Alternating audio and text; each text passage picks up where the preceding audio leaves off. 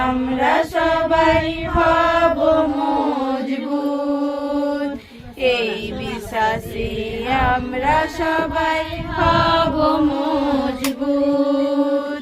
প্রেম মানে প্রার্থনা, মানে মন দিয়ে করব পিতার সাধনা। পিতা